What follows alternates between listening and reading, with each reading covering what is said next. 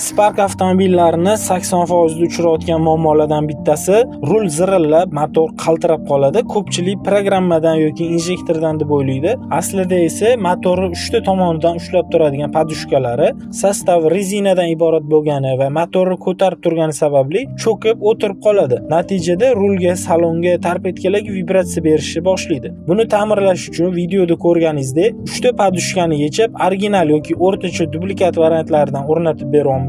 Muammo hal bo'ladi. O'rtacha 80-100 ming kilometr xizmat qilib beradigan bu podushkalar uchtasi o'rnatib berishlari bilan 1 million so'm atrofida xarajat bo'lyapti. Aka, qalay mashina yaxshimi, ko'nglingiz to'ldi? Zo'r, xudo xolasa. Yaxshi bo'ldi. Mana qaltiroqlar bor edi. Rulda, salonga, motorda qaltiroqlar bor edi. Yo'q bo'ldi, xudo xolasa. Bo'ldi, aka. Kevrasizlar? Bo'ldi. Sog' bo'ling, rahmat. Rahmat sizga. Podushka uzilib, motor yerga osilib qolib, evakuator yana ortiqcha xarajatlarga tushmasligi uchun ozgina vaqtingizni va pulingizni ajratishingizni maslahat beramiz. Videoni Spark bor tanishligi jo'natib bersangizlar foydali bo'ladi.